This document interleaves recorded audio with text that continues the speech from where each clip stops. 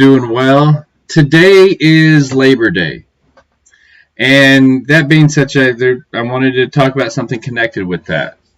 One of the I don't know if you know this, one of the interesting things is that there is actually the first National Labor Day happened in 1893, and there was some religious connection to it because the Order of the Knights of Labor, they were kind of a quasi-religious order, and so in fact the guy who was in charge of it at that point, he was a devout Catholic, and he had been greatly influenced by his predecessor, who was a devout Christian as well. He was a Baptist, and so this idea that a rest from work and to celebrate labor,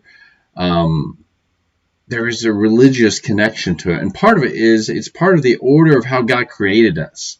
And we are not created to just be robots and work every day and not rest. And during this time period, the end of the 19th century, there was this idea, or a lot of people in urban areas, they worked 10 to 14-hour days, 7 days a week. And that's no way to live. And so they created this holiday kind of celebrate that, but also for some rest. And as I was thinking about that, I was thinking about Exodus 28 through 10. And this is what it says. It says, "Remember the Sabbath day to keep it holy.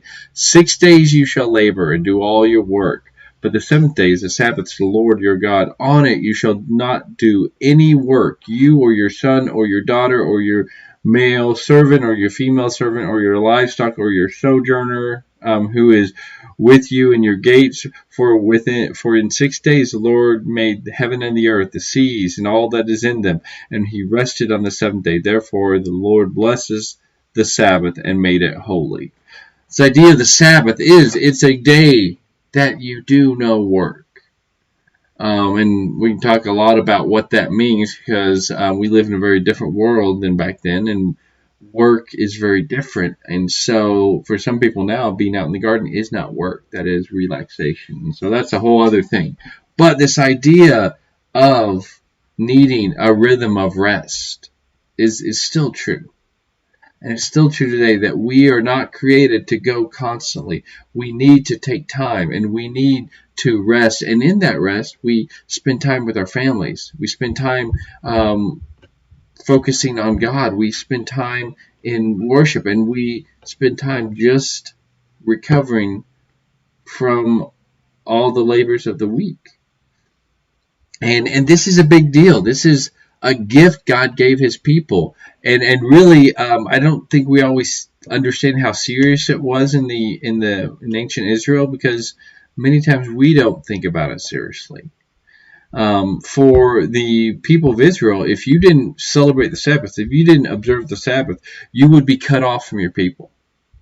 If you continue down that road, you're done. You're out. You'd be kicked out. You'd be exiled.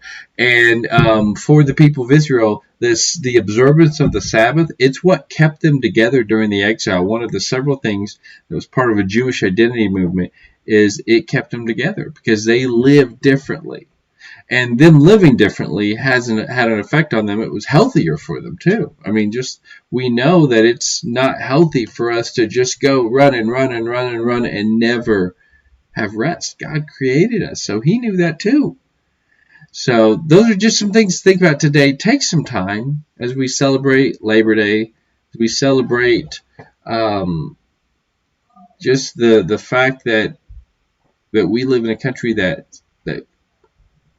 values labor and what can be done and made, and really our whole economy is based on that.